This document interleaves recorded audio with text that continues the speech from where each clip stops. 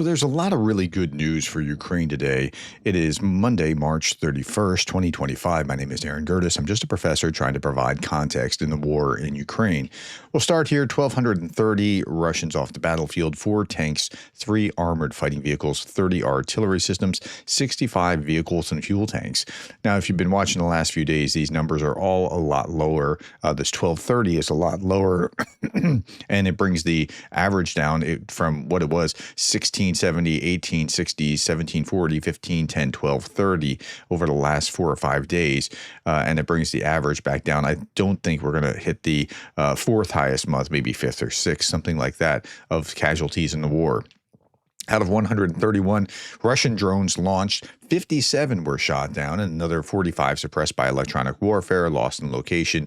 We see some images of what happened in Kharkiv. 5 Shahed drone strikes hit Kivitsky district in Kharkiv, injuring 3 men, damaging 5 industrial buildings, 11 apartment blocks. The blast wave shattered around 100 windows, and 2 kindergarten windows were blown out along with their frames. And 2 kindergartens, the windows were blown out. I want to clarify that. It wasn't just 2 kindergarten windows.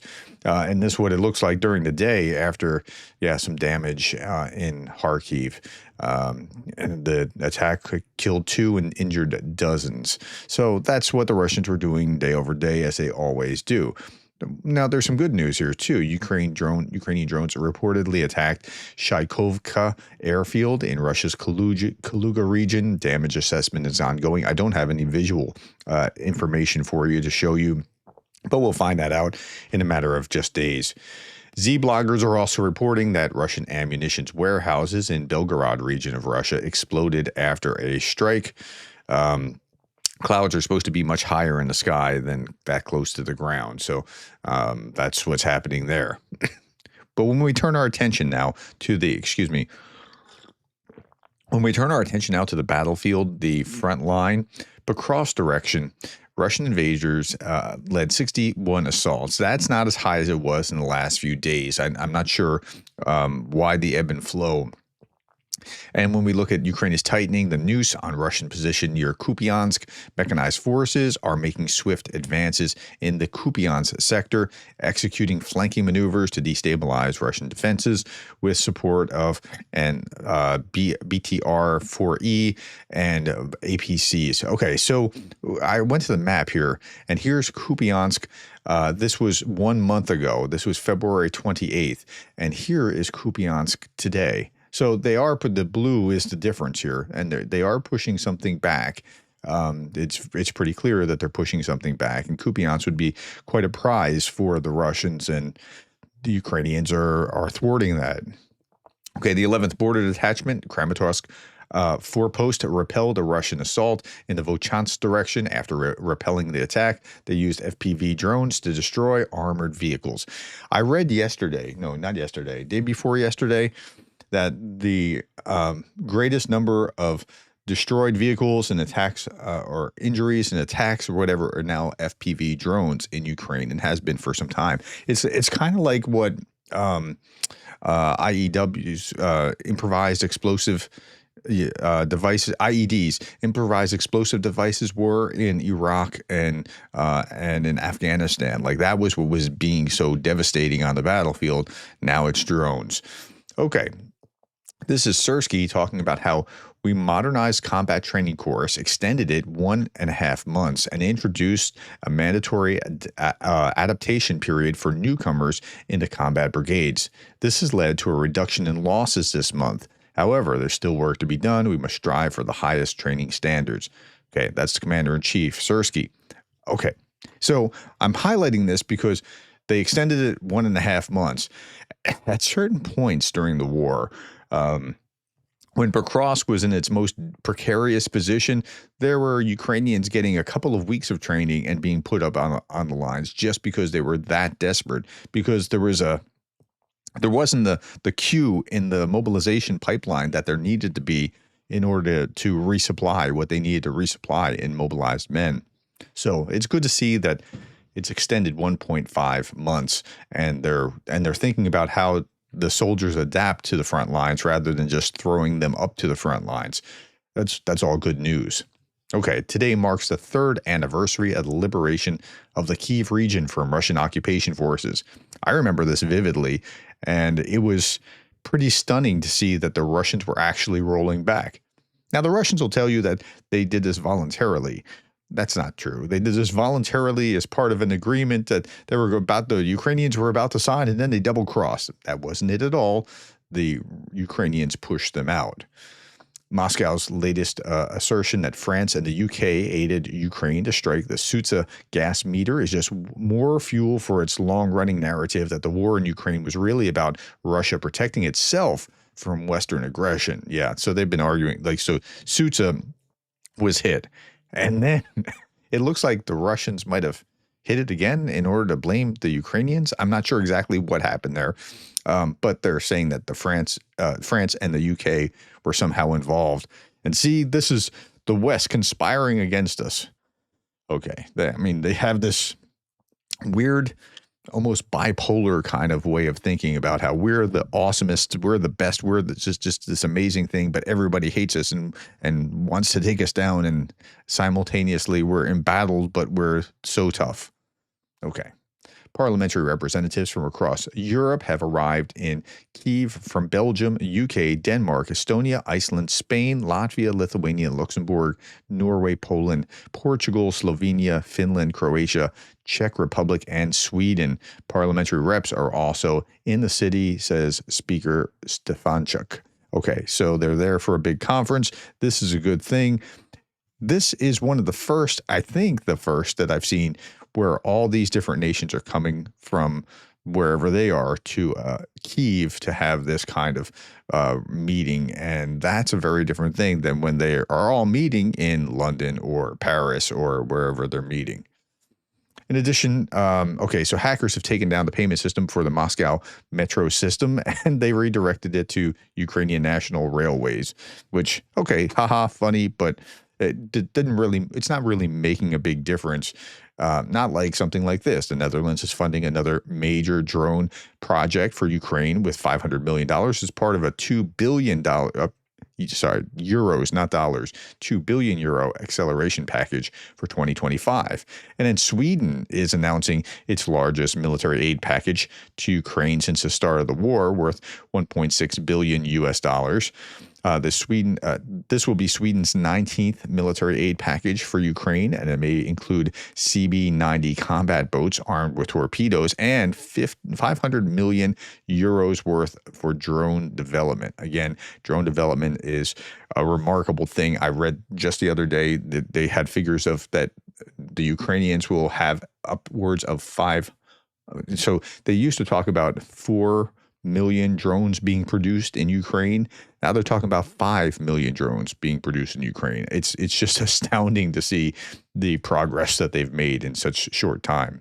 The Ukrainian Armed Forces have mastered and are scaling up repairs of U.S. M2A2 Bradley infantry fighting vehicles in Ukraine. The first 2 months of 2025, 20 Bradleys were restored. That is compared to 60 in the entirety of 2024, so they're on track to being able to put these things out quicker, faster, and get that done.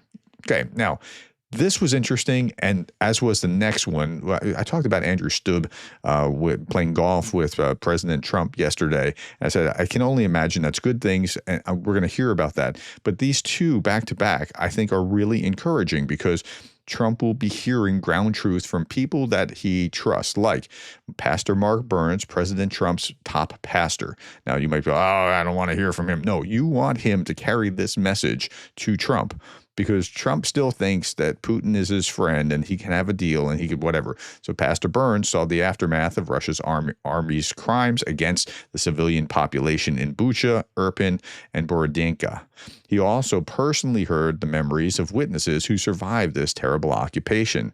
Pastor Burns wrote of his visit, quote, "The war in Ukraine is bigger than Democrats or Republicans, the left or the right. Whether you dislike President Trump or President Zelensky, real people are dying here.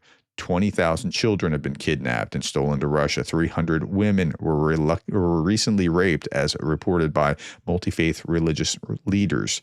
700 religious buildings have been destroyed on purpose because they are often the only source of hope offered to the Ukrainian people. Innocent non-soldiers shot in the back of the head with their hands tied behind their backs. The soldiers on the front lines are not asking for money. They're asking for 1,000 tanks, 300 F-35s, anti-air weapons to shoot down the drones that still fire at civilian buildings and are killing people. So that's the pastor on the ground. He was there escorted by the chief rabbi of Ukraine, and getting that message back through him.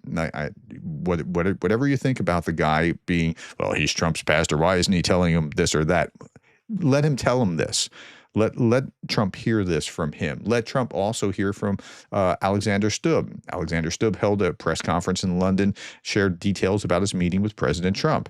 Quote, "The meeting was useful, and we had two themes. The first was bilateral relations between Finland and the United States, and the second was Ukraine." Now, in the bilateral one, they were talking about buying icebreakers from Finland. Okay, fine. Especially Russia's war of aggression against Ukraine. According to President Stubb, President Trump asked whether Putin could be trusted. I replied that he couldn't. President Stubb said that he emphasized that a ceasefire must be reached, and that I'm not sure if he said that he emphasized, meaning that President Stubb emphasized, or that Trump emphasized that a ceasefire must be reached and that a firm date was needed. He said Finland believes that April 20th would be a suitable date for full unconditional surrender. I'm not sure who the he is in that, the way that it's phrased, but I don't think April 20th is going to come and we're going to see a ceasefire. Or if we do see a ceasefire, I don't think it'll last. That's just my speculation, and I could be wrong. Also, Stubb said a strong sanctions mechanism is needed as an incentive for the ceasefire, which should be in place if Russia does not agree to the ceasefire or violates it, which it probably will. Trump is quite impatient with Russia's actions, this kind of scheming and delaying regarding the ceasefire. I tried to explain that this is completely normal Russian behavior. Good. He needs to hear this is how they roll. This is what they do. Just like he needs to hear from the pastor that this is what the Russians have done. First, we negotiate something, and then the conditions are changed once again, he said. President Stubb also emphasized that Russia only understands force, which requires sanctions and the use of frozen Russian assets to support Ukraine. So Trump's hearing it from multiple sources. Now, here's what is being carried in the Russian papers. This is Steve Rosenberg from the BBC with his daily review of the Russian papers. And I thought this was really, really interesting. Yesterday, Donald Trump responded by saying he, Putin, is supposed to be making a deal with him, Zelensky, whether you like him or you don't like him. So I wasn't happy with that. But Moskovsky Komsomolets isn't happy with President Trump. Donald Trump has so far not fulfilled the obligations he took upon himself to stop Ukraine striking Russian energy infrastructure. It turns out that agreements reached on the level of Trump are only worth a few pennies on a market day. Moscow is prepared to make a deal with the US president as the leader of the free world, the undisputed boss of NATO, and the lord and master of Kiev. Okay, two things there. One, I really like when I hear that the Russians are complaining that Trump isn't this or Trump isn't that or he's not doing this or he should be doing that. That's a positive sign. But listen, the way that they're talking about that he's the boss of the leader of the free world, undisputed boss of NATO, the lord and master of Kiev, like that's not how you should be thinking about that role, but that's the way the Russians are thinking about him thinking about it, right? Like they're thinking about it in very dictatorial kinds of terms, and that's not how it's supposed to work. But right now, the leader is not leading. The boss is not bossing. The boss is not bossing. Look, I teach leadership. I'm telling you, like if I would give them an F for the analysis of how leadership is supposed to work, but that's how they think. And the Lord is not directing his vassal. The Trump administration is demonstrating a strange passivity, a strange inconsistency, and a strange inability to fulfill the obligations it took upon itself. In the face of this political phenomenon, Moscow is dropping unsubtle hints that it has another way of ending the Ukraine crisis in a manner that suits Russia. Putin said, along the whole contact line, our forces have the strategic initiative. In other words, if the diplomats cannot move the peace process forward, then the military will do the talking. Yeah, so that's where Russia is right now. And I don't think that Russia wants to come along in the peace process. They might, but I don't think they want to. I think they want to delay and stall and come up with other tactics and that sort of thing. What do you think? Tell me, put that in the comments below. Last thing I'll leave you with is this defender just out on the line with his dog, and I'll leave you with that image. Thank you for your time. Thank you for the likes, the shares, the subscribes, and thank you for being the kind of person that cares about Ukraine.